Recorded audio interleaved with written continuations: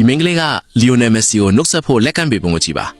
အာဂျင်တီးနားသားကသူမကိုတတိထားမိပေမဲ့ဘာမှပြန်မပြောဘဲဖျက်လျှောက်သွားတယ်အပြင်မှာတော့ရဲနေမိမဲ့သူမရဲ့အိုင်ဒေါ်ကလူတိုင်းရှိမှသူမကိုလက်လူရှူထားပုံလို့အတွင်းစိတ်ထဲမှာဝဲနေတယ်ခဏနေတော့သူမကမက်ဆီနဲ့ပွဲစဉ်တစ်ပွဲကိုတွားကြည့်ပေမဲ့ဒီတစ်ခါတော့နောက်တစ်ခါလက်လူရှူခံရမှာကိုကြောက်လို့အဝေးကနေပဲကြည့်နေတယ်မက်ဆီကသူမဘက်ကိုလှည့်မကြည့်ပဲဆက်လျှောက်နေတယ်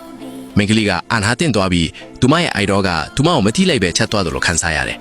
ဒါပေမဲ့သူမကမက်ဆီကိုနောက်ထပ်အခွင့်အရေးတစ်ခုပေးလိုက်တယ်ပွဲကြည့်စဉ်ကနေသူမကိုလက်ဆွဲနှုတ်ဆက်လို့ရမလားလို့အော်ပြောပြီးမဲ့သူကဆစ်ရှော့နေပြန်တော့သူမအရန်စိတ်ပြတ်သွားတယ်သူမရဲ့မျက်နှာပေါ်ကဝမ်းနည်းမှုကအရာအားလုံးကိုပြောပြနေတယ်အဲ့ဒီအချိန်မှာသူမအရန်လေးစားရတဲ့ကစားသမားကြောင့်စိတ်ပြတ်သွားတယ်အခုအဲ့ဒီမိန်းကလေးကခရစ္စတီယာနိုရိုနယ်ဒိုစီသွားတဲ့အခါဘာဒီစစ်ဖြစ်မလဲဆိုတာကြည့်ပါပေါ်တူဂီဂျေဝင်းကသူမကိုမမြင်လိုက်ပေမဲ့ချက်ချင်းနှုတ်ဆက်လိုက်တယ်သူမမယုံနိုင်ပဲစိတ်လှုပ်ရှားစွာနဲ့ငိုကြွေးလိုက်တယ်